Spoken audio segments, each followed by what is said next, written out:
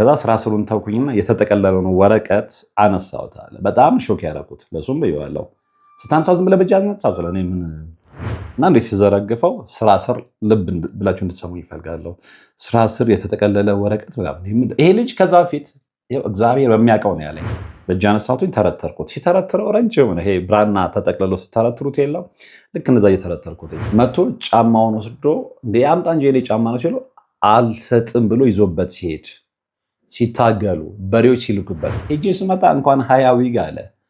አንዳንድ ጊዜ 2 ዊግ ይዤ መጥቼ ይወሰድብኛል አለ።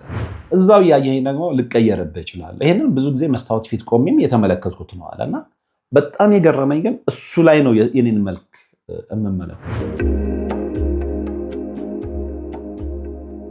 17 ዓመት በሙሉ በጭራሮ ግድግዳ መቆም መስማት ለተዋህዶ ልጆች ልብ የሚሰብር ትልቅ ሐዘን ነውና እጃችሁን ዘርጉ ባልነው መሰረት አላሳፈራችሁንም።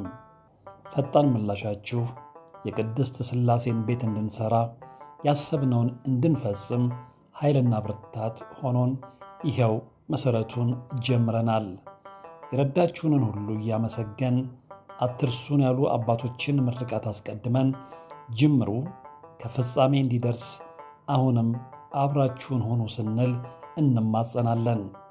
አብረን እንደጀመርነው አብረን እንጨርሰዋለን። ድጋፋችሁ አይለየን። በድጋሚ በአባቶች ስም እናመሰግናለን። የአጋስተ ቅድስት ሥላሴ ቤተ ክርስቲያን አሰሪ ኮሚቴ።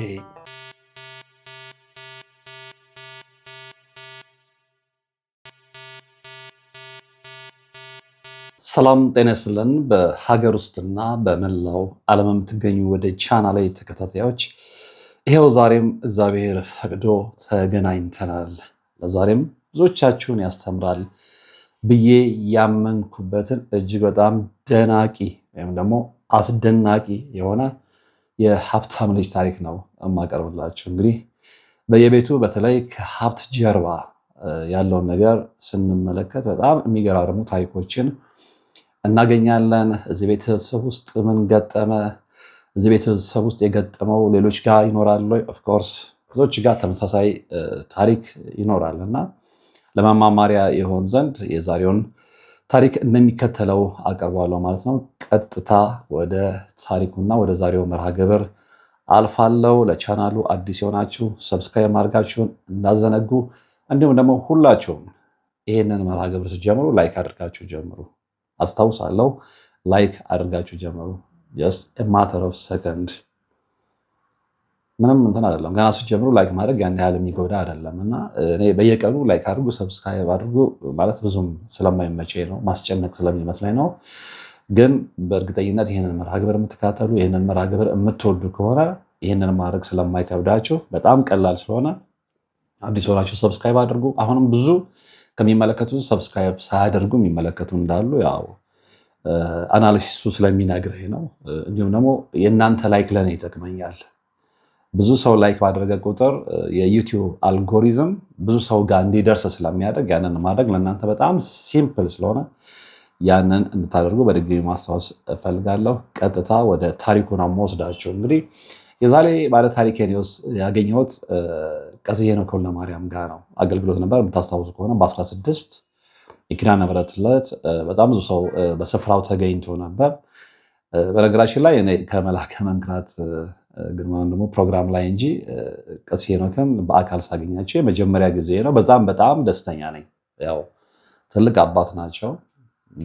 ለብዙዎች በተሰጣቸው ጸጋ ለብዙዎች መድህን መሆን የቻሉ ትልቅ አባት ናቸው እና ያንን ዕለት እንግዲህ ምናልባት ኪዳነ ምሕረትን ፈቅዳልኝ ሊሆን ይችላል በስፍራው ተገኝቼ የአገልግሎቱ ተጠቃሚ በመሆኔ በጣም ደስተኛ ነኝ እና ብዙ የፕሮግራሜን ተከታታዮች እዛ ላይ አግኝቻቸዋለሁ እና ለዛሬ ግብዓት የሆነኝን ታሪክ የነገረኝንም ባለታሪኬን ያገኘሁት እዛ ነው።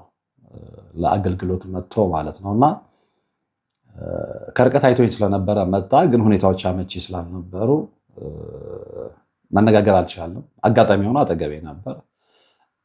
ነገርኩት። አይ ነው አሁን አይመችም፣ እንደምትመለከተው እሳቸውም እያስተማሩ ነው፣ እኔ ልማር ነው የመጣሁት፣ ቃል እግዚአብሔርን ልሰማ ነው የመጣሁት። ስለዚህ እሳቸው እያስተማሩ እኔ እናንተ የምናወራበት ምንም ምክንያት የለም፣ ስልክ እንቀያየርና ታወራኛለህ አልኩት። ተስማማን፣ ተለያየን፣ በቀጠሮ ተገናኘን። እንኳንም ተገናኘን። በጣም የሚገርም ስቶሪ፣ የሚገርም ታሪክ ነው የነገረኝ። ይሄ ልጅ ከሀብታም ቤተሰብ ነው የተገኘው እና የቤተሰቡ የጋራ የሆነ በአያታቸው በኩል የመጣ በሴት አያታቸው በኩል የመጣ በጣም ትልቅ የሆነ ካምፓኒ አላቸው።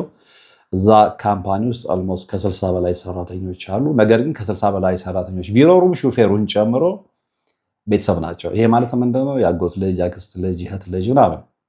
ስለዚህ የቤተሰብ ካምፓኒ ወይም የቤተሰብ ድርጅት ነው ማለት ነው እና ሁሉም ያው ዘመድ ነው ኢቨን ሹፌሩን ጨምሮ ብያችኋለሁ። እና ይሄ ልጅ ገና በልጅነቱ ቢዝነሱን ለምዷል። ያው አንዳንድ ጊዜ የቤተሰባችን መልካም መጥፎም ተጽዕኖ ሲያድርብን ያንን ይዘን ነው የምንሄደው።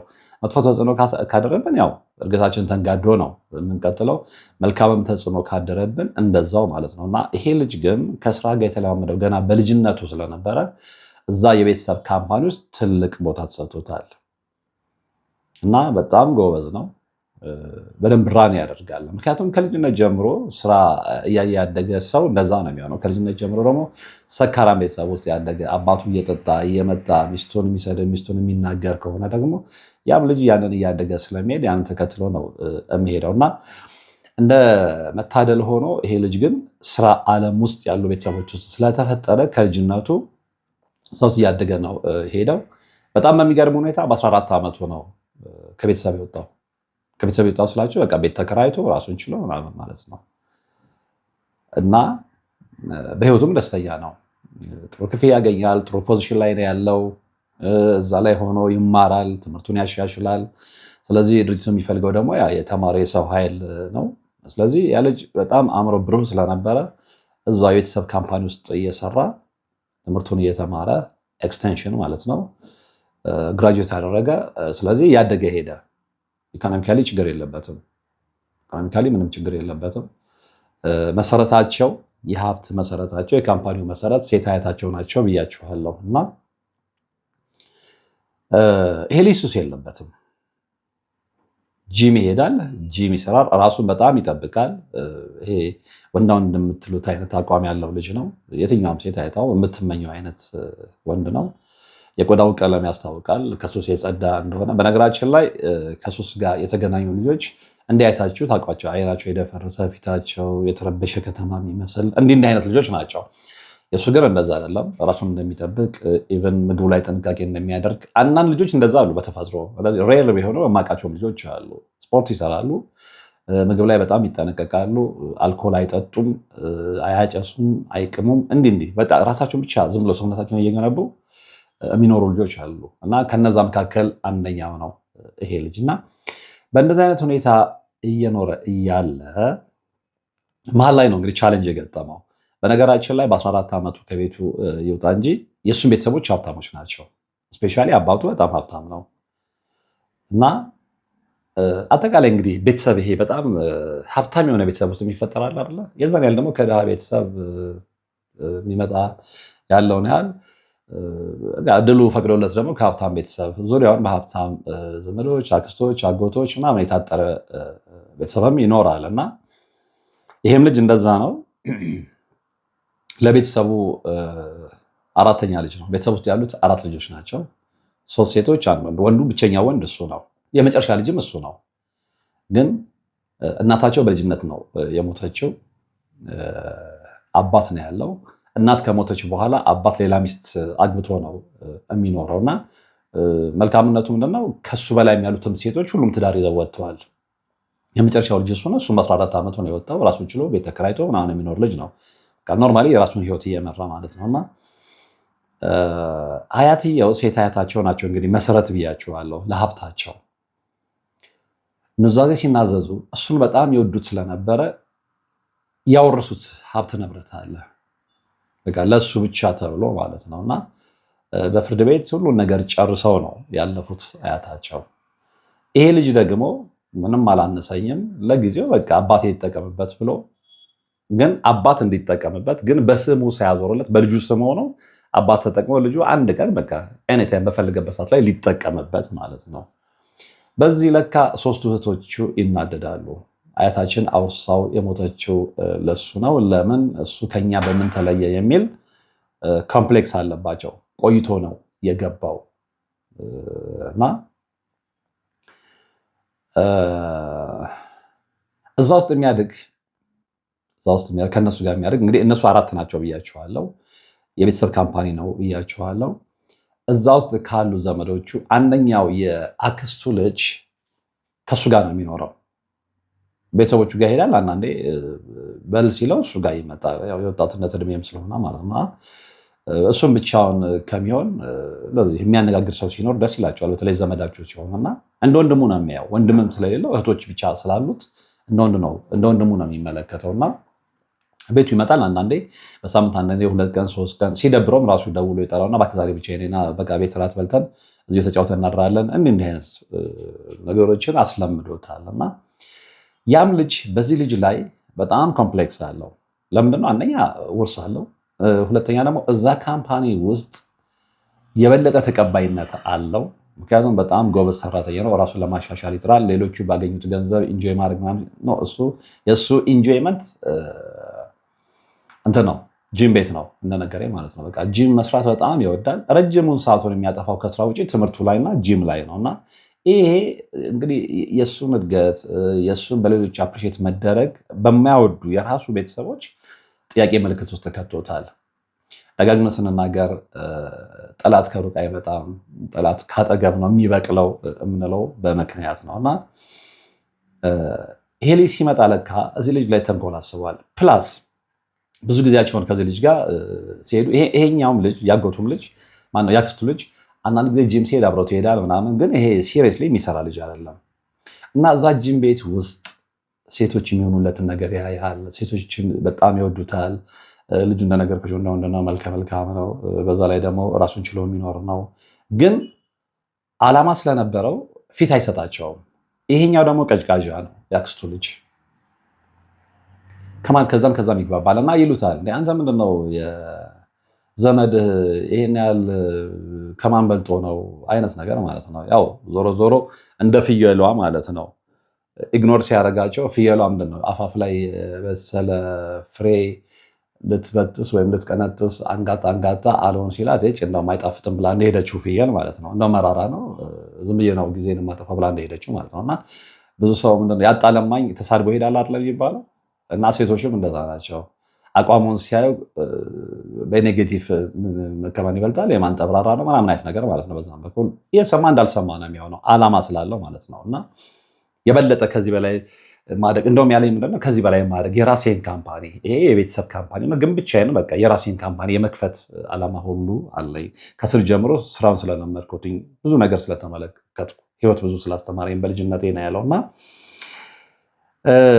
በዚህ አይነት ሁኔታ ውስጥ እያሉ ያ ልጅ አብሮት አልፎ አልፎ ጂም ይሄዳል ብያችኋለሁ አይደለ? እና ጂም ሄደው ሰርተው ሻወር ወስደው ሲወጡ የሚጠቀሟቸው ኮስሞቲክሶች አሉ፣ ሎሽኖች፣ ክሬም ቅባቶች ምናምኖች እና ሻንጣ ውስጥ ስለሚያስቀምጥ ያኛውም ከሱ ሻንጣ ይጠቀማል ምናምን እና አንድ ቀን በጣም በሚገርም ሁኔታ አለ እቃ ልፈልግ የጂም ክሬሞች ልፈልግ ልክ ሻንጣውን ከፍቼ ስፈልግ አለ ውስጡ የሆነ ነገር አገኘ። ምንድን ነው እና እንዴት ሲዘረግፈው ስራ ስር ልብ ብላችሁ እንድትሰሙ ይፈልጋለሁ። ስራ ስር የተጠቀለለ ወረቀት ምናምን። ይሄ ልጅ ከዛ በፊት እግዚአብሔር በሚያውቀው ነው ያለኝ ስለመተት ስለመንፈስ ምንም የማውቀው ነገር የለም። በቃ ኖርማሊ ስራ እሰራለሁ፣ ትምህርቴን እማራለሁ፣ ጂም እሄዳለሁ። ከዛ ውጭ የማውቀው ዓለም የለም ነው ያለው እና ልክ ያን ስል ደነገጥኩኝ። ደግሞ ሻንጣ ውስጥ ምንድን ነው የሚያደርገው? ከዛ ስራ ስሩን ተውኩኝና የተጠቀለለውን ወረቀት አነሳሁት አለ። በጣም ሾክ ያደረኩት ለሱም ብየዋለሁ። ስታነሳው ዝም ብለህ በእጅ አነሳሁት አለ። እኔ ምን በእጅ አነሳሁትኝ፣ ተረተርኩት። ሲተረትረው ረጅም ይሄ ብራና ተጠቅልሎ ስተረትሩት የለም ልክ እንደዛ እየተረተርኩት ከላይ ጀምሮ ሲያው በቀይ በጥቁር በሰማያዊ እስክሪብቶ የተለያየ እማላነበው ጽሁፍ ምንኛ እንደሆነ አላውቅም። ከታች ያለው ግን አረብኛ ይመስላል ነው ያለኝ። እንግዲህ አረብኛን ዝም ብለን ባናቀውም ትርጉሙን የአረብኛ ጽሁፎችን አንዳንድ ጽንቶች ላይ ስንመለከት አረብኛ መሆኑ ይገባናል አለ። ነጥብ አጻጻፍ ምናምን ይሄ ወደ ግራ እሱን አይቼ አረብኛ እንደሆነ ገብቻለሁ እንትን ብያለሁኝ። የተወሰነው ደግሞ ይሄ ምንድነው አማርኛ ሆኖ ግን በአማርኛ ቋንቋ ያልተጻፈ ያለው እንደዛ አይነት ነገር እና ጭንቅላቴ ደወለብኝ አለ። ይሄ ነገር ምን ሊሆን ይችላል? ሻንጣ ውስጥ እንደዚህ አይነት ነገር የከተተው ማን ነው? ግን ኮመን ሴንሳችሁ ይነግራችኋል ይሄ ነገር ድግምት ነው ምናምን እንድትሉ ማለት ነው። እና ምንም አላለም። ያንን የወስድና ጠቀለልኩኝና ነው ያለው ሻወር ቤት ይሄ ቆሻሻ መጣያ እንትን የለም ቆርቆሮ እዛ ውስጥ ጣልኩት። ለሱም አልነገርኩትም ወጣሁኝ አለ እና አንድ በእድሜ የምትበልጠው እዛ እነሱ ካምፓኒ ውስጥ የምትሰራ ዘመድ አለችው። ያው የዘመድ ቤት ነው ብያቸዋለሁ። ሄዶ ነገረት የገጠማት እና በጣም የደነገጠችው ልክ እንደኔ ማለት ነው። በእጅ ነካ ይሄማ መተት ነው፣ በቃ ግልጽ መተት እኮ ነው። ከዛ ነገጥኩኝ አለ ናለችኝ። ደግነቱ እሷ የተሻለ በእድሜዋም እንግዲህ በሳል ስለሆነች ትልቅ ሴት ስለሆነች የቤተሰብ ኃላፊ ስለሆነች ቀጥታ ወደ ቤቷ ይዛኝ ነው ሄደችው። አጋጣሚ የሆነው ደግሞ የምንሰራበት ካምፓኒ አካባቢ ነው ቤቷ። እንመለሳለን ብላ ይዛኝ ሄደች በመኪና። ከዛ እጄ ላይ ጸበል አደረገችልኝ፣ ቅባ ቅዱስ ቅባባችኝ። ተመልሱ ምንድን ነው እና በየደቂቃው እየመጣች እጅ ደህና ነው ትለኛለች አለ። ምንድን ነው ስላት ይሄ መተት ነው፣ ስለዚህ ማን ሊያደርግ ይችላል? ከዛ ጠራ በቃ ያ ልጅ ምክንያቱም ያን ሻንጣ የሚጠቀሙት በጋራ ሁለቱ ልጆች ናቸው። ከዛ ነገራት። ከዛ ወዲያ ፈተናው ጀመረ አለ። ፈተናው ጀመረ። ይህ ልጅ አንዳንድ ጊዜ ፍሪ ታይም ሲያገኝ በግሉም ከካምፓኒ ውጪ የሄደ እቃዎች ያመጣል። የህፃናት ልብስ ይዞ ይመጣል። የሴቶች ዊግ ይዞ ይመጣል። እና በተፈጥሮ እድለኛ ነኝ ነው ያለኝ። ለምሳሌ ፍሪ ታይም አሁን ይሄ የዓመት ፍቃዳቸውን ስትወስዱ አንዳንድ ጊዜ መስሪያ ቤታቸው የሚሰጣቸው ፍሪ ታይም አለ አይደለ? በጣም አክቲቭ ስለሆነ ዱባይ ይመላለሳል እና ዱባይ ሄዶ ምንድን ነው የሚያመጣው? የሴቶችን ዊግንና የህፃናት ልብስ ይዞ ይመጣል። ጥሩ ይሸጥለታል። አክቲቭ ነው እንደነገርኳቸው፣ ሰዎች ይወዱታል። ስፔሻሊ ሴቶች ይወዱታል። ስለዚህ ይረከብታል። በተለይ ዊጉ በቃ እጅ ላይ አይቆየም ነው ያለው። እና እድሌ ልንገርህ አለ የሆነ መስሪያ ቤት ሄጄ ሰው ረጅም ሰዓት በቢሮክራሲ የሚቃጠልበት ታይም እኔ ወዲያው ነው አዶን ነው አላውቅም፣ እንግዲህ እድሌ ሊሆን ይችላል። ወዲያው ነው መፈጸመው አለ። ዊግ ከውጭ ሲመጣ አንድ ጊዜ ከስንት በላይ ነው ያለኝ፣ አይፈቀድም። እኔ ግን ሀያ ይዤ ብመጣ አልፈተሽም አለ፣ ያልፍልኛል። እና ሰው ሁሉ ይገርመዋል። ይሄ በቃ ከእግዚአብሔር የተሰጠኝ እድል እንደሆነ ነው የማምነው አለ። እና አሁን ያ ሁሉ ነገር መበላሸት ጀመረ። ሄጄ ስመጣ እንኳን 20 ዊግ አለ አንዳንድ ጊዜ 2 ዊግ ይዤ መጥቼ ይወሰድብኛል አለ። ብዙ ነገሮች ድሮ በሽሚያ ወስዱ የነበሩ ደመኞች በቃ አንፈልግም ከሌላ ወሰድን ማለት ጀመሩና ነገሮች እየተበለሻሹ መምጣት ጀመሩ። እዛ መስሪያ ቤት ውስጥ በእድሜ አንጋፋ የሆነው ከሴት አያታቸው የመጣ ካምፓኒም ቢሆን አጎትየው አለ ላይ ሆኖ በስራ አስኪያጅነት የሚቆጣጠረው ማለት ነው። እና በጣም ነበር የሚወደኝ አለ አጎቴ። እና እኔም በጣም አከብረዋለሁ። ምንም ነገር ሲሆን እኔን ነው የሚጠራው አለ። አሁን ግን እሱን ፊቱን ማዞር ጀመረ እና በቃ ነገሮች በጣም እየተበለሻሹ መጡ አለ። ይሄ ነገር ምን ሊሆን ይችላል? ከዛ ህልም ማየት ጀመርኩኝ አለ። ህልም ማየት ጀመርኩኝ እና ህልሙ ደግሞ በጣም የሚገርማችሁ ፊት ለፊት ነው የነገረኝ። ህልሙ በደንብ ግልጽና ግልጽ የሆነ ህልም ነው። ይሄ ልጅ የአክስቱ ልጅ ያልኳቸው መቶ ጫማውን ወስዶ እንደ አምጣ እንጂ የኔ ጫማ ነው ሲሉ አልሰጥም ብሎ ይዞበት ሲሄድ ሲታገሉ በሬዎች ሲልኩበት እና ጫማዬን ይዞ ይሄዳል አለ ከቤቴ። አንዳንድ ጃኬቴን ይዞ ይሄዳል። በህልም ነው ልብ አድርጎ። እንደውም አንድ ጊዜ ምንድን ነው ያጋጠመኝ አለ የሀገር በሬዎች ሊወጉኝ ይመጣሉ አለ። መሀላቸው ሆኖ ድምፅ ይሰማኛል። ስሙን ጠቅሶ እኔም አለሁበት እና የሆነ ኃይልም እማላየው ድምፁን የምሰማው ኃይልም እንትናም እኮ አለበት ከኛ መሀል ይለኛል አለ። ከበሬዎቹ መሀል ማለት ነው ሊወጋው። ይሄ ግልጽ ነው። ጠላት ሆኖ ነው ብቅ ያለው። ፕላስ ተከራይቶ ነው የሚኖረው ብያችኋለሁ። እና ከዛ በኋላ ከሶፋው ላይ ሁሌ ዘንዶ ተጋድመው ማየት ይጀምራል። ይህ ነገር ምንድን ነው? ግራ ይገባዋል። ጤናው እየተዛባ መጣ። እንደዛ ያምር የነበረ ልጅ ጂም አስጠላው። ህልሞች በተደጋጋሚ መመልከት ጀመረ እና መጨነቅ ጀመረ። ሁሌ ግን በህልሙ የሚያያቸው ቤተሰቦቹን ነው። በጣም የሚገርም ሁኔታ የገባው በኋላ ነው እንደነገርኳቸው ማለት ነው። እና በኋላ እንደውም የነገረኝ ምንድን ነው ቀሲስ ሄኖክ ጋር መመላለስ የጀመረው ዛሬ አይደለም፣ በጣም ረጅም ጊዜ ሆኖታል። ምልክት እያየ ሲመጣ መትጋት ሲጀምር ብዙ ነገሮችን መመልከት ጀመረ። የሚገርማቸው እያንዳንዷ ዛሬ የተደረገችውና የተጠነሰሰችው ተንኮል በህልሙ ትታየዋለች። አሁን በደንብ እየገባው መጣ። ከማጋ እየታገለ እንደሆነ፣ ቤተሰቦቹ ጠላቶች እንደሆኑ፣ እንደሚቀኑበት ካምፓኒ ውስጥ ባለው ፖዚሽን ደስተኞች እንዳልሆኑ ኢቨን እህቶቹን ጨምሮ። ነገር ግን ያንን የመተት ስራ ላይ የአክስቱ ልጅ ብቻ አይደለም፣ እሱ አራተኛ ልጅ ነው ብያቸዋለሁ። ከሱ በፊት ያለችው ታናሽ እህቱ ያንን ሁሉ ነገር እንደምታደርግበት በህልም ሁሉ ማየት ጀመረ። በቃ ነገሮች በጣም ሲበላሹበት ያቺ መጀመሪያ መተት ሊሆን ይችላል እና ቤት እንሂድ ብላው ቅባ ቅዱስ አድርገች ለጸበል አፈሰችበት ያልኳችሁ ዘመዱ ግድ የለህም የምመለከተው ነገር ጥሩ አይደለም፣ ይሄ ነገር ከዛ ከመተት በኋላ የመጣ ነገር ነው። አሁን ምንም በል እኔ እነግረዋለሁ ማለት ምንም ላጎታቸው ትልቅ በቃ ማናጀር ሆኖ ድርጅቱን የሚመራው አጎታቸው ለእሱ አሳምነዋለሁ፣ ወደ ጸበል ሄዳለችው። ይሻለቀት ሄደው ጻድቃኔ ማርያም ነው። ጻድቃኔ ማርያም ሄዶ መጠመቅ ሲጀምር የበለጠ በህልሙ ብዙ ነገሮችን እየተመለከተ መጣት ጀመረ። በጣም በሚገርም ሁኔታ ጻድቃኔ ሄጄ መጠመቅ ጀምሬ 7ኛው ቀን ላይ ምን እንዳየው ታውቃለህ አለ። ምጣድ ነው፣ በጣም የሚያምር ምጣድ እና እንደዚህ ምጣዱን እንግዲህ እኔ እንጀራ ጋግሬ አላውቅም አለ። ብሰራም ጥሩ ነገር ግን እንጀራ አልጋግርም፣ እንጀራ ከውጭ ነው የማመጣው ወይም ደግሞ ከቤተሰብ ይዤ ነው የምመጣው አለ እና ምጣድ እነዚህ ያሟሸው ይሄ ልጅ ይመጣል፣ ያክስቱ ልጅ እና እቺ ከሱ በላይ ያለችው እህቱ ማለት ነው እና እሱን ገፍትረውት ያንን ምጣድ ያሟሹና እሱ አስፍቶት የነበረውን እንጀራ እሱ እንግዲህ ምጣዱን አሟሽቶ የመጀመሪያ ዙር እንጀራ እንትን ብያለሁ አለ ጋግሬያለሁ፣ አስፍቻለሁ ነው ጋግሬያለሁ እና እሱን ጋግሬ ልክ ከላይ ከመክደኔ እነሱ መጥተው መገፈታተር ጀመሩ። ያን ጊዜ ነው አለና እንዴ ምን ሆናችሁ ነው ስላቸው ነው ይህን እንጀራማ የኛ ነው ያንተ አይደለም። ከዛ ለሁለት ታግለው እሱን ያርቁትና ያንን እንጀራ በሰፌድ አውጥተው ቁጭ ብለው ሲበሉ ይመለከታል። ይሄ ግልጽ ህልም ነው። ይሄ እንግዲህ አባቶች ጋር የሚያስኬድ ህልም አይደለም። ኖርማሊ የእሱን እድል የእሱን እንጀራ እነሱ እንደበሉት የሚያሳይ ህልም ነው። እንደ አይነት ነገሮች በብዛት መመልከት ጀመርኩኝ አለ። ቁልፌን ከበር ላይ ነቅለው ሲወስዱ እንዲህ አይነት ከዛ ጻድቃኔ ማርያም ሄጄ መጠመቅ ጀምሬ ምልክቶችን ሳይ እዛ ያሉ አባት አሉ እና ይህንን ለአንተ የነገርኩህን እድል ነገርኳቸው። ይሄማ ግልጽ ነው ልጄ፣ እድልን ወስደው የሚጠቀሙ ሰዎች አሉ። ያኔ ደግሞ ስለ እድል መወሰድ ይሄ ልጅ ምንም የሚያውቀው ነገር የለም፣ ምንም ነገር ማለት ነው። እና እነማን ናቸው ሲሉ ነገርኳቸው። ደግሞ ጣጣ የለውም። በጣም ነው የማዝነው። ስለዚህ የቅርብ ዘመዶች ያም ያክስት ልጅ ፕላስ እህትህ፣ ስለዚህ በእድልህ እየተጠቀሙ ያሉት እነሱ ናቸው።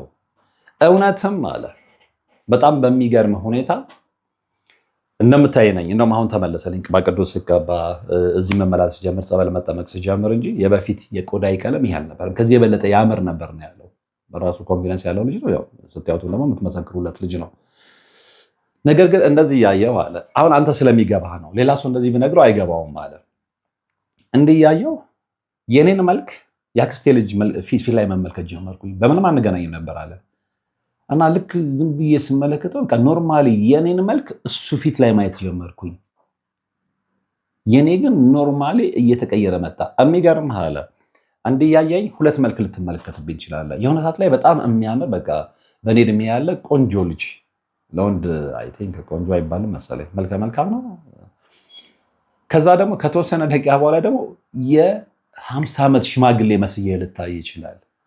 እና አሁን ያሳምናል ሲለኝ ለእኔ ያሳምነኛል። ምክንያቱም መልክ እንደሚወሰድ ስለማቅ፣ ገጽታ እንደሚወሰድ ስለማቅ፣ ልብ እንደሚወሰድ ስለማቅ፣ አእምሮ እንደሚሰረቅ ስለማቅ፣ የሰው ዕድል እንደሚወሰድ ስለማቅ፣ ስላነበብኩ መምህራኖቼ ስለነገሩኝ፣ ከልምድ የተለያዩ ነገሮችን ሪሰርች ስላደረግኩ ይወሰዳል። ስለዚህ በነፃነት ንገረኝ። በነገራችን ላይ እንዲመቸኝ ብዬ ሲቀጥረኝ የተገናኘሁት ሰፈር ሰዎች ሲቀጠር የሚመቸኝ አንድ ቤት አለ፣ በጣም ጭር ያለ። ምናልባት ሳፋሪ አካባቢ ሞንዶን የምታውቁ ሰዎች ካላችሁ እንግዲህ ለሳፋሪ እና ለፍየል ቤት ሞንዶ አዲስ አይደለም እና እሱ ቤት በጣም ይመቸኛል። ለምንድነው? ጭር ያለ ቤት ስለሆነ በደንብ ረጅም ሰዓት ለማውራት ይመቻል። እና እዛ ነው ረጅም ሰዓት ያወራ ነው፣ ከ2 ሰዓት ከ3 ሰዓት በላይ ማለት ነው። እና ፊቴን ስትመለከተው ሁለቴ ሊቀያየርብህ ይችላል። የሆነ ሰዓት ላይ በጣም ወጣት በቃ አፍላ የሆነ ጎረምሳ ደስ የሚል ገጽታ ያለ ወናውን የሆነ ሰው እዛው እያየኝ ደግሞ ልቀየርብህ ይችላል። ይሄንን ብዙ ጊዜ መስታወት ፊት ቆሜም የተመለከትኩት ነው አለና በጣም የገረመኝ ግን እሱ ላይ ነው የኔን መልክ የምመለከተው።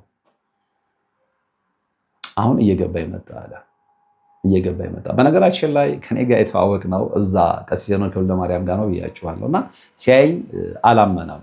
ከዚህ በፊት ያው በአካል አግኝቶኝ አያውቅም። እና እሳቸው ጋር አይቶ ሊያናገር ሲመጣ የእሳቸው አገልጋዮች አንደኛው ልጅ አሁን አይቻልም ብሎ ታይ እንዲፈልግው ነበረ። በኋላ ተሰወርክብኝ ያለው መሰወር ሳይሆን ምንድነው እሳቸው ጋር አጠገባቸው ቁጭ ብዬ ስለነበረ ልክ ቅባ ቅዱስ መቀባት ሲጀምር ቦታ የለቀቀ ቅባ ቅዱስ የሚቀቡ ካህናት አሉ እና አንዳቸው ጋር ሄጄ ከተቀቡ በኋላ እነሱ እንዲቀቡ ወንበር የለቀቄ እንዲህ ፊት ለፊት ላይ ሌላ ግዳሚ ያለ እሱ ላይ ቁጭ ብዬ ዞር ስላልኩ ነው ያላየኝ። አጋጣሚ ያንን ጨርሼ ያ ቦታ ሲለቀቅ እዛ ቦታ ላይ ሳይ ከሩቅ አይቶኝ ነው የመጣውና አንደኛውን አገልጋይ እንደውም ነግሮት ነበረ ስታገኘው እባክህ ስለምፈልገው ነው ምናምን። በኋላ ሊያናግር ይፈልጋል ሲለኝ ያው እንደነገርኳችሁ እዛ ቦታው አይመችም ስለነበረ እሳቸውም ደግሞ አገልግሎት እየሰጡ ስለነበረ ስልክ ተቀያይረን ነው ይህንን ሁሉ አሁንም ነግራችሁን ታሪክ ያጫወተኝ በቀጠሮ ማለት ነው። እና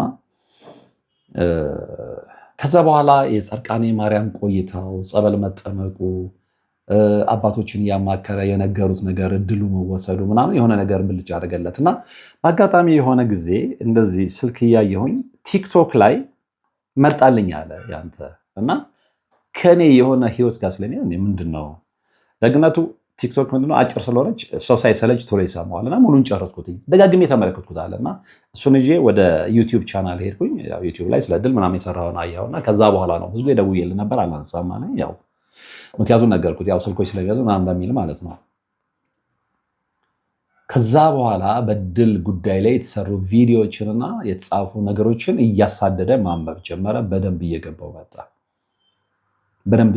መጣ።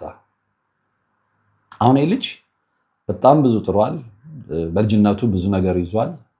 ግን ከዛ የድግምት ወረቀት ማግኘት በኋላ በጣም ብዙ ነገሮች በህይወት ውስጥ ተመላልሰዋል። በጣም ብዙ ነገሮች ያኔ ሴቶች እንደዛ እያለቀሱ የሚለምኑ ሴቶች ዛሬ አንዳቸው ማጠገቡ የሉም። አሁን ልጅ የእድሜው እየጨመረ ሄድ ማግባት ይፈልጋል። ደግሞ በልጅነቴ ነው ማግባት የምፈልገው። ኦልሞስት ያኔ እንደዛ ጂም ቤት እየሰራሁኝ ሲለምኑኝ መቆየት 1 ዓመትም 2 ዓመትም መቆየት የፈለኩት ምንድነው የጀመርኩትን የማስተርስ ትምህርት መጨረስ ነበረብኝ። ጨርሻለሁ፣ እግዚአብሔር ይመስገን አለ። ከዛ በኋላ ጥሩ ስራ ላይ ነው ያለሁት። ቤቴም ተከራይቼ የምኖረው ያው ራሴ ገቢ ነው። ልክ ትምህርቱ እንዳልናጠቅ የጀመርኩን እስኪጨርስ ነበረ። ያንን ከጨረስኩ በኋላ ግን በቃ ማግባት ፈለኩኝ። የሚገርምህ እነዛ ሁሉ ሴቶች በአክስቴ ልጅ በኩል መጥተው ምንድነው ዘመድህ እንደዚህ የሚንጠባረር ከማን ይበልጣል ምናምን የሚሉኝ ሁሉ ከዛ ላይ ፊታቸውን አዞሩ። ምንድነው በህይወት የተከሰተው እስከምል ድረስ። አሁን ደግሞ ልክ ሰዓቱ ደርሶ ማገባት አይደለም ፍቅረኛ መያዝ ሲፈልግ ፍቅረኛ የምትሆነው ሴት ጠፋች። ጠፍታ ነው ወይ ለሱ ነው? አሁን ወሳኙ ጥያቄ ነው። አይደለም እንደውም ነገር ያለው የፈለገ ቆንጆ ብትሆን ሴቷም የፈለገ ቆንጆ ብትሆን የፈለገ ገቢ ቢኖራት የፈለገ አስተማማኝ ፋይናንሻል አቋም ላይ ብትሆን ስፔሻሊ ከመተት ጋር የተያያዘ ስፒሪቹዋል አታክ ካለ እንዲሁም ደግሞ የዓይነ ጥላ መንፈስ ካለ በምንም ታምር ይሄ አይሳካም። ተሳክቶ እንኳን ወደ ትዳር ዓለም ብትገባ የትዳር ህይወት ሰላማዊ አይሆንም ነው ያልኩት። ያነበብኩትን የማውቀውን ነገር ነው ያካፈልኩት እና በምሳሌ በአንዳንድ ሰዎችን ታሪክ ነግሬዋለሁ። ለምሳሌ ዓይነ ጥላ ያለባቸው ሰዎች እነሱ ሳያውቁ ወንድ ሆኖ ሴት ዓይነ ጥላ ላይ ካለች ወይም ደግሞ ሴቷ ዓይነ ጥላ ካገባችው ሴት ሆና ወንድ ዓይነ ጥላ ካለባት ወይም ደግሞ ወንድ ዓይነ ጥላ ካገባት ትዳር ይፈርሳል። ወንዶች ሲቀርቡ ሴቷ ትጥላለች። ሴቶች ሲቀርቡት ወንዱ አይመቸውም። ቢቆይም ከ1 ሳምንት በላይ አብሯቸው አይዘልቅም። ይሰለቹታል፣ ቶሎ ይጠላቸዋል ወይ እነሱ ይጠሉታል። ይህንን የሚያደርገው እላይ ያለ የዓይነ ጥላ መንፈስ ነው። ይህንን በደንብ ነገርኩትና በጣም ገርሞት ነበር የሚሰማኝ። ይህንን እኮ ነው የምላችሁ። ቢያንስ እንደው ሙሉ በሙሉ እንኳን ባይሆን እንደው በተወሰነ መልኩ ለመንቃት ለማወቅ እንሞክር የሚባለው ለዚህ ነው። አለበለዚያ ጠላታችሁን መምታኩታላችሁ። ይሄ ልጅ ጠላቱን አያውቅም። በቃ የሆነ ነገር መተት ተደርጎብኛል ብሎ ነበር መጀመሪያ አቃለው የተመለከተው፣ ግን ነው አይደለም። ከዛ በኋላ ህይወቱ በጣም ምዝረበል መሆን ሲጀምር ባዶነት ይሰማዋል። ብቻዬን ስሆን አልቅስ ነው የሚለኝ። ምንም የጎደለኝ ነገር የለም ነው ያለው። ምንም የጎደለኝ ነገር የለም። እኔ አንድ ቀን ከተመቸህና ፈቃደኛ ከሆንክ ነው ቤቴን ሁሉ አሳይሃለሁ። ምንም የጎደለኝ ነገር አለ። እንደውም የቀረጸውን አሳይቶኛል። የሚያምር ቤት ነው ያለው። ግን በቃ በጣም ላይፍ ስትረስፉል ሆኖብኛል። ጥሩ ገቢ ያገኛለሁ። እንደነገርኩ አሁን ነገሮች ተበለሻሹ እንጂ ዱባይ እየተመላለስኩ በትርፍ ጊዜ ላይ እነግዳለሁ። የህፃናት ልብስ አመጣለሁ፣ የሴቶች ዊግ አመጣለሁ፣ ጥሩ ትርፍ አገኛለሁ እያለ ምንም ችግር የለብኝም። ያለሁበት ፖዚሽን በደንብ ገንዘብ ያለበት ቦታ ላይ ስለሆነ ምንም አጎቴም እያወቀ እንትን እላለሁ። ስነግድ አለ ብር ቢያንሳኝ እንኳን ከድርጅቱ ብር ላይ አንስቼ ላጎቴ ነግሬው ወዲያው ነው የምመልስለት አለ። በእኔ ስለሚተማመን የፈለግኩትን ያህል ሚሊዮን ብር ይዤ ሄጄ እቃ ገዝቼ አምጥቼ እዚህ ባተርፍበት ምንም አይለኝም አለ። አይ እሱ ብሩክ ይባላል ባይዘወይ ስምህን ብጠቅስለው ነው ችግር የለውም ያለኝ። እና አይ ነው እኔ በብሩክማ አተማመንበታለሁ። የፈለገውን ያህል ነገር ይዞ ቢሄድ ተመልሶ የሚተካ ላይ ስለሆነ አሁን አንዳንድ ጊዜ ለመወደድ በተለይ ደግሞ ዘመድ ቤት ሲሆን ምንድን ነው ይሄ እርስ በርስ ወሬ ያቃጥሮ በስራ አይደለም ወሬ እያቃጠሩ ወሬ እያመላለሱ እድገት የሚፈልጉ ሰዎች አሉ አይደለ? እንደ አይነት ሰዎች ሄደው ላጋቱት ይላሉ። እንደ እሱ እኮ ዱባይ ሄዶ ዕቃ ይዞ የመጣው እኮ በድርጅቱ ብር ነው እንኳን ነው የሚላቸዋል። እና የድርጅቱን ብር አባከነ አውቃለሁ ነግሮኛል እና እኔ ባልነግረውም ነግሮኛል ይላል። ከዛ በዛ አይነት ሁኔታ ላይ ያሉ እያሉ ሌላው የህይወት ፈተና ምን መጣ እንደነገርኳችሁ። ከዛ በኋላ እንግዲህ በቃ ነገሮች በጣም ዝረብል እየሆነ ሄዱ። ድሮ ጉዳይ በደቂቃዎች ይፈጸምለት የነበረ ልጅ አሁን ነገሮች መዘጋጋት ጀመሩ። የዱባይ ንግድ እየቀዘቀዘ መጣ። ከስተመሮቹ ነው አይ በቃ አንፈልግም ከሌላ ሰው ወሰድን ማለት ጀመሩ እና ግራ እስኪጋባ ድረስ ማለት ነው። ሌላው ፈተና ምን ይመጣል? ጂም ውስጥ እየሰሩ በነበረበት ሰዓት ላይ አብራው የምትሰራ እዛው እነሱ ድርጅት ውስጥ የምትሰራ ልጅ አለች። ያው እንግዲህ ዘመድ ነው ብያቸዋለሁ። የአክስት ልጅ ምናምንና እሷ ደግሞ የአጎቱ ልጅ ነች። የአጎቱ ልጅ አብራው ጂም ትሰራለች። ግን እንደዚህኛው እንዳክስቱ ልጅ ብዙም አይቀራረቡም። ያው እዛ መስሪያ ቤት ይገናኛሉ። አልፎ አልፎ የሚያገናኛቸው ነገር ካለ ይገናኛሉ። ያው ሻይ ቡና ይባባላሉ። ግን በጣም ኢንቲሜት የሆነው ከዚህ ከአክስቱ ልጅ ጋር ጂም የሚሰሩትም አንዳንዴ ቤትም እየጠሩ አብሮት የሚያዱትም ቅድም እንደነገርኳቸው ማለት ነው። እቺም የአክስቱ ልጅ በተለይ ጂም በሚገናኙበት ሰዓት ላይ ያው ይቀራረባሉ እና በጣም በሚገርም ሁኔታ እየቆየ ስትሄድ ያጎት ልጅ ነች ብያቸዋለሁ። እሱ የሚያውቀው በዝምድና በጣም እንደምትወደው ነው። በዝምድና በጣም ትወደኛለች አለ። ቆንጆ ልጅ ነች፣ ብዙ ወንዶች የሚመቿት፣ ቁመናዋ የሚያምር ምናምን አይነት ነገር የለም ራሷን የምትጠብቅ ምናምን ነገር እና እዛ ጂም ውስጥ ሆነ እንኳን አሾፍባታለሁ። እንደ አንቺ ምንድነው? ኧረ ተይ የሴት ልጅን የሚቆሙ አይጠብቅም እና ስንት ሰዎች እየተመኙሽ ምናምን ስላት እንደ አንተ ደግሞ ምናምን በቃ እኔ የፍላጎት ምናምን ያለ ታሾፋል እንቀላለዳለች። በኋላ ግን ቤት ካልመጣሁ ማለት ጀመረች። ኦፍኮርስ አንዳንድ ጊዜ እንደ አክስቴ ልጅ ባይሆን አልፎ አልፎ ትመጣለች። ግን እንደ አክስቴ ልጅ አዘውትራ ትመጣም ማለት እንዴ ምን ችግር አለ? የኔ ቤት ማለት የአንቺ ቤት አይደለ እንዴ? ችግር የለውም ነይ ምናምን ይላታል። ትመጣለች፣ አብራው ታሳልፋለች ምናምን እና አንድ ቀን ቁጭ ብለን እያወራን እኔ ቤት እመጣለሁ ብላኝ አይ ቲንክ ለተሰንበት ነው እሑድ ቀን እያወራን አለ። በቃ የሆነ ስሜቷ እየተቀያየረ መጣ። ምንድነው ምን ሆነሻል? እኔ ደግሞ ወይ ድርጅት ውስጥ ምን ተፈጥሯል ወይ ደግሞ ያስቸግራት ሰው አለ ወይ ምናምን ምን ሆነሽ ነው ከኔ ትደብቂያለሽ ምናምን ስላት አለ ኖ ምንድነው ከአንተ ፍቅር ይዞኛል። አሁን ያው ለአንዳንዶች እንትን ሊመስል ይችላል። ኖ ኢትስ ኖት ኖርማል። በጣም ነው የደነገጥኩት አለ። እንዴ እኔ በህይወቴ ላይ እንደዚህ አይነት ፈተና እየመጣ በህልም ደጋግሞ እያሳየኝ እድሌ እየተወሰደ እየተገነዘብኩ በመጣ ቁጥር እንደገና ደግሞ ሌላ የህይወት ፈተና በእኔ ውስጥ መጣው። እንዴ ምን ማለትሽ ነው? እኔና አንቺ ማለት ምን ማለት እንደሆነ ታውቂያለሽ? አዎ። እና ምንድን ነው እንዴ? ያጎቴ ልጅ እኮ ነሽ። እንዴት ነው? ከዛ ምን ችግር አለው ትልና ያን ነገር ማንሳት ስለማልፈልግ ነው እዚህ ጋር እና እንትኖች እንደዚህ ያጎታቸው ልጆች ያክስታቸው ልጆች ያገቡ የለ ታዲያ የእነሱና የኛ ምን አገናኘው? እኛ እኮ የኦርቶዶክስ እምነት ተከታዮች ነን። ስለዚህ ይህን ነገር ከአእምሮሽ አውጪው፣ ኧረ ሰው እንዳይሰማ። ስለዚህ በፍጹም ሌሎች ሰዎች ጋር ሚስጥሩን ደብቀን እኔ እናንተ በሚስጥር መፋቀር እንችላለን። ኧረ በጋ አምላክ የሴጣን ጆሮ አይስማው። ከእሷ ጋር ደግሞ ሌላ ጦርነት ውስጥ ገቡ እና የመጨረሻ እያስጨነቀችው መጣቸው። እኔ የምታስጨንቅኝ ከሆነ ካምፓኒ ውስጥ ሰው በተሰበሰበበት ኢኔሴንስ ምንድነው ዘመዶቻችን ቤተሰቦቻችን በተሰበሰቡበት እናገራለሁ ይህን ነገርና አርፈሽ አቁሚ። አኮረፈችው፣ ጠፋች። ካምፓኒ ውስጥ አሁን ስታገኙ አይነጋገሩም እስቲል ነው ማለት ነው። ከዛ ምን አልኩት? አዎ በቃ ኃይለኛ አጋንንት በህይወት ውስጥ እየተመላለሰ ነው። ጥሩ መንገድ ነው የጀመርከው። ጸሎት ላይ ስግደት ላይ መትጋት ይኖርብሃል። ምክንያቱም በምንም ታምር እንደፈለጋችሁ ምክንያት ስጡ። የአጎት ልጅ አፈቀርኩ ብላ እንትን አትልም። አይሆንማ። በፍጹም ነውር ስለሆነ እና እኔ እንደውም የተገነዘብኩት ምንድነው ምናልባት የዛችን ልጅ አእምሮ አጋንንት ቀይሮት እስከሆነ ይሄ የአጋንንት ስራ አሰራር ነው እንጂ ማንም ያክስት ልጅ ያጎት ልጅን እያፈቀረ እንገባ አይልም። እኔ እንግዲህ እስከማውቀው ድረስ እሷን ነው እስከ ጋብቻ ምን ያሰበችው እንደው አይሆንም እንጂ አልኳት አለ አይሆንም እንጂ እኔ እንደው እሺ ብዬሽ ልክ እንዳንቺ እንደምትይው እኔም ካንቺ ጋር ፍቅር ይዞኝ እንደው አገር ለቀን ተሰደን እንሂድ እንኳን ብል እሺ ብለሽ ከኔ ጋር ትተኛለሽ ነው ያላት። በደስታ ነው ያለችው። እኔ አእምሮ ደግሞ አይቀበለውም። ስለዚህ የእሷን እሺ እንድትል ያሳመናት ነገር አእምሯን አጋንንት ተቆጣጥሯ ነው እንጂ በንጹህ ሕሊናዋ ያንን አታደርግም ነው ያልኩት። እሱም እንደዛ ነው። እኔ እንደዛ ነው የማምነው። እስከ 7 ዘር ድረስ የምትጋባ ከሆነ ሊደርስ የሚችለውን ነገር ታውቃላችሁ አይደለ? አንዳንዶች በማወቅም ባለማወቅም እስከ 7 ዘር ድረስ ሲጋቡ የሚወልዷቸው ልጆች ኦቲስት ነው የሚሆኑት፣ ዳራቸው የተበላሸ ነው የሚሆኑት፣ ወይ ወንዱ ሰካራም ወይ ሴቷ ሰካራም ወይ ሱሰኞች ወይ አጫሾች ምናምን እና ቤተሰቡ ብጥብጥ ያለ ነው የሚሆነው። አይሆንማ ስለማይሆን ማለት ነው። እና የዚህ ልጅ ፈተና በጣም እየጨመረ መጣ። ከዛ በኋላ መንፈሳዊ ህይወት ላይ በጣም መጠንከር እንዳለበት ገባው። ልክ ካገኘኝ በኋላ በጣም በሚያሳዝን ሁኔታ ሲያናግረኝ እንኳን እንትን ነው። በተለይ የመጀመሪያ ያናገረኝ ቀን እኔ ወዲያው ነው የገባኝና ወዲያው ያወራል።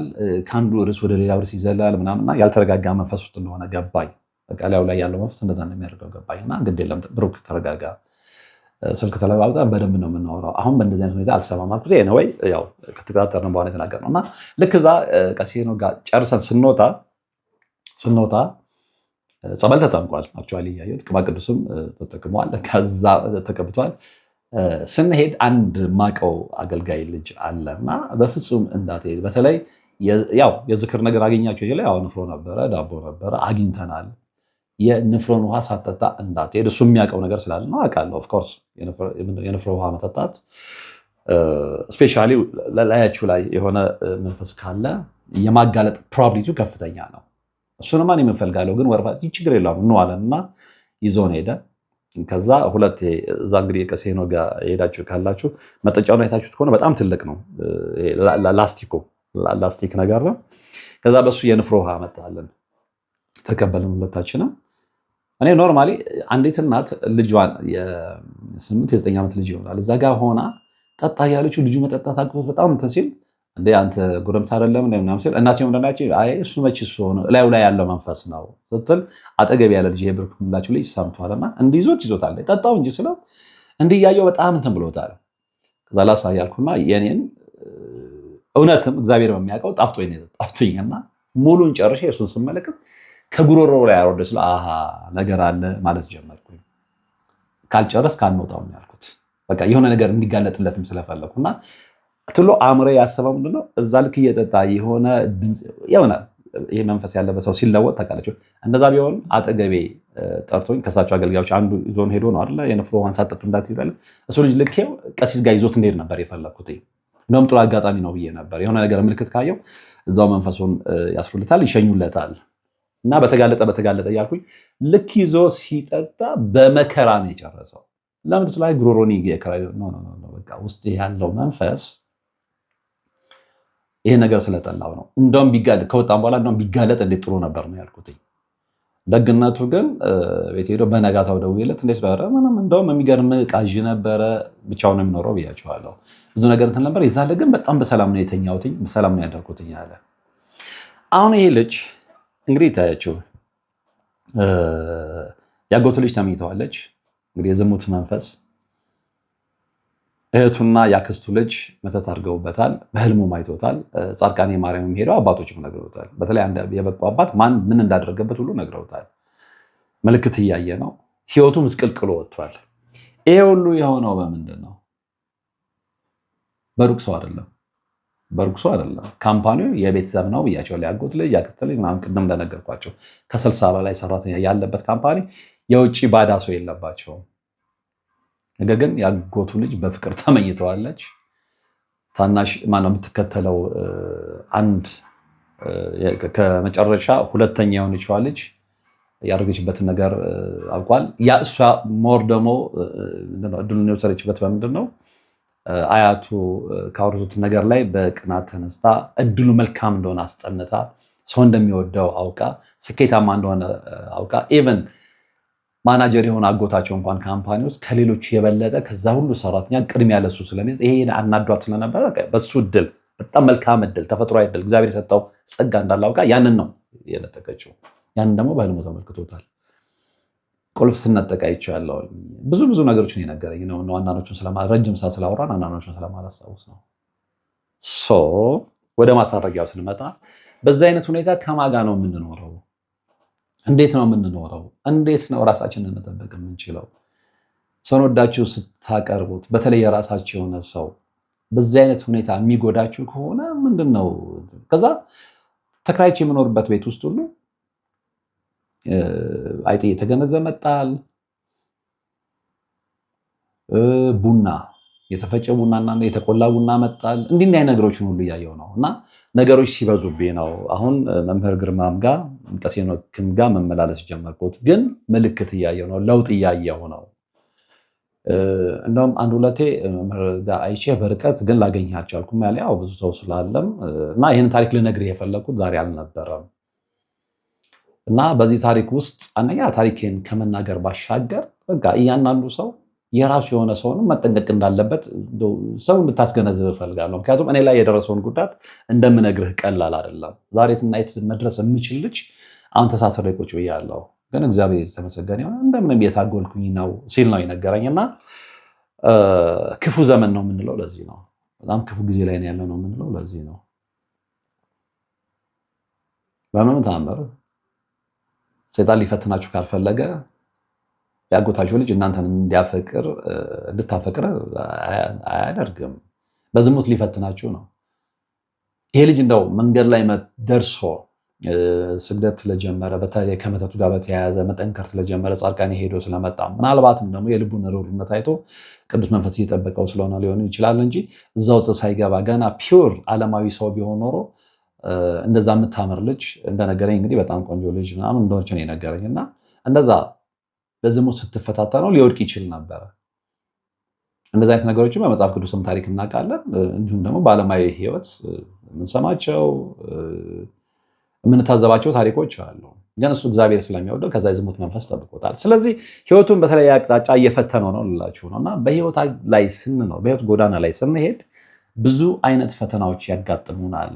እነዚህን ፈተናዎች ልንቋቋም የምንችለው ግን ሌላ አቋራጭ መንገድ የለም። እየደወላችሁ ዝም ብላችሁ እየነገርኳችሁ መልሳችሁ እዛው ላይ የምትሽከረከሩ ሰዎች ያላችሁ ምንድን ነው መፍትሄው? መፍትሄውን ነገርኳችሁ። መጀመሪያ በተሰበረ ልብ መጸለይ ነው። እንደዚህ አይነት የህይወት ፈተና በህይወታችን ሲገባ ሌላ ምን የአምልኮ ህይወት እንዲኖረን ራሳችንን ማሳመን ነው። መንበርከክ፣ መስገድ ነው፣ መጸለይ ነው፣ መጾም ነው፣ ቅዱስ ቁርባን መቀበል ነው። ሌላ ምን አማራጭ ይኖረዋል? እርግጠኛ ነኝ ይሄንን ተናግሬያለሁ።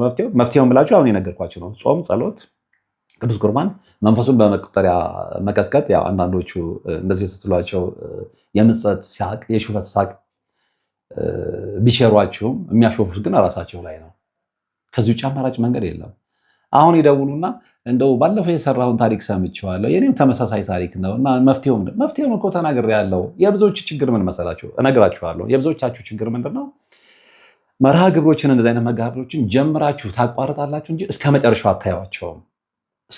መፍትሄ ደግሞ ሁሌም የሚኖረው ነው በችግሩ ላይ አውርተን መጨረሻ ላይ ነው አይደል መፍትሄ የሚነገረው። ብዙ ደግሞ መፍትሄውን አይደለም የሚሰማው። የመጀመሪያውን በቃ ከራሱ እንትን ጋር ያለችው ነገር ብቻ እሷን ብቻ ሰምቶ ነው። እንደዛ ደግሞ አይሆንማ። እንደዛ ለውጥ አይመጣም። የኔን ተውኝ። ብዙዎቹ የሌሎች መምህራንንም እስከ መጨረሻው አዳምጡትም። እኔ መረጃው ስላለኝ ነው። ከዛ ለምሳሌ የግሪን ትምህርት እኮ አዳምጬው እንደዚህ ሉና እሺ መጨረሻ ላይ ምን አለ ወይም ነው መጨረሻ ላይ መፍትሄው ምን ተናገር ይችላል። አይ እንጃ እሱ ጋር አልደረስኩም።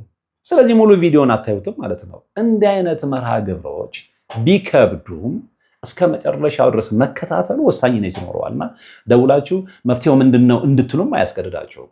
ስለዚህ የኔ ላይ ብቻ አይደለም ሁሉንም እንደዚህ አይነት አስተማሪ የሆኑ መርሃ ግብሮችን ስትከታተሉ ልንገራችሁ፣ ግድ የላችሁም በእኔ ሆነባችሁ ጀምራችሁ አትውጡ። እስከ መጨረሻው ተከታተሉት። የምትችሉ ከሆነ እንደው ከእናንተ ህይወት ጋር የሚገናኝ ከሆነ እስከ መጨረሻችሁ ደጋግማችሁ ስሙት። የዛ ጊዜ ነው የሚገባችሁ። የዛ ጊዜ ነው ወደ ተግባራዊ እንቅስቃሴ የምትገቡት።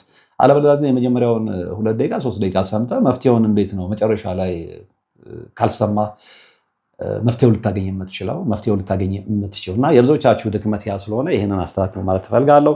እንግዲህ በዚህ መርሃ ግብር እርግጠኛ ነኝ እያንዳንዱ እንቅስቃሴያችን በጥንቃቄ የተሞላ እንዲሆን የሚያስገነዝብ ነገር እንዳገኛችሁ ተስፋ አደርጋለሁ። ልብ ላለው ማለት ነው። ልብ ብሎ ለሚሰማ ማለት ነው። ጆሮን ከፍቶ ለሚያዳምጥ ማለት ነው። ጆሮን ከፍቶ አዳምጦ በቀኙ ሰምቶ በግራው ለሚያፈስ አይደለም።